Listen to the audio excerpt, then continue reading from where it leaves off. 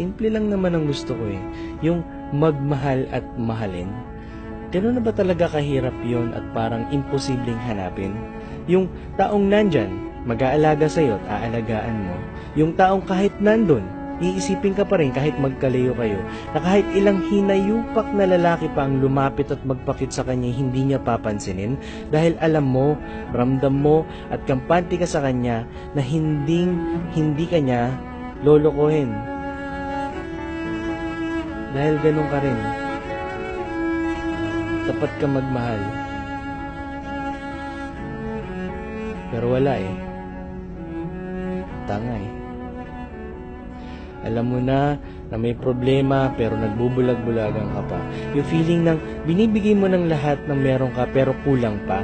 Alam mo na hindi kayo magkapareho at magkaibang ugali nyo. Yung sa tuwing mag-uusap kayo nagiging isang malaking pagtatalo. Alam mo na magkaibang mundong ginagalawan nyo. Langit ang buhay niya habang ikaw ay nasa impyerno.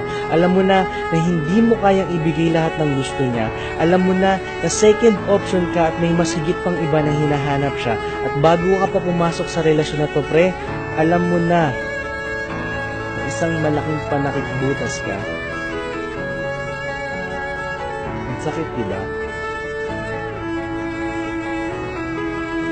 Araw-araw bumababa ang tingin mo sa sarili mo. Yung tipong mapapatanong ka sa nanay mo ng, Nay, bobo ba ako? Sinasaktan ka na niya, sige ka pa rin. Gabi-gabi ka nang umiiyak, tuloy ka pa rin. Wala na siyang respeto sa mga desisyon mo, okay ka pa rin. Tinatapakan na niya ang pagkalalaki mo, mahal mo pa rin. Yung totoo, bre, ilang gramo ng sabong tinira mo, para kang adik sa damo o sadyang bagong karir mo na yung kabaliwan mo. Gets mo?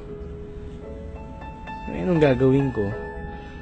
Alam mo bang, humihiga ako sa aking kama ilang oras sa kisame nakatulala. Naglalakad sa kalsada, isipa ko'y naglalayag, di alintan ang mga babala. Pre, buong araw siyang tumatakbo sa aking isipan at hindi siya mawala. Mula sa pagtilaok ng mga manok hanggang sa paglitaw ng mga tala, nagkakandara pa ako sa pagtakbo para siya ay makita ko. Bumibilis ang tibok ng puso ko pag nandyan siya sa tabi ko. Kahit nakasandal lang siya at nagpapahinga sa aking braso, masaya na ako. Masaya na ako na nakikita ko siyang ngumingiti sa mga corny jokes ko. Masaya na ako na alam kong sa kabila ng lungkot niya ay napapasaya ko pa siya kahit hindi niya nakikita yung mga ginagawa ko para sa kanya. Ganun talaga pag nagmahal ka ng todo. Kahit anong pangit pa ng ugali niya, tatanggapin mo. Kahit gaano pa siya kabalahura sa harap mo, okay lang sa'yo. Kahit ilang beses na siyang umuutot sa mukha mo, ilalanghapin mo pa rin ito. At kahit hindi niya masuklian ng pagmamahal mo, yayakapin mo pa rin siya.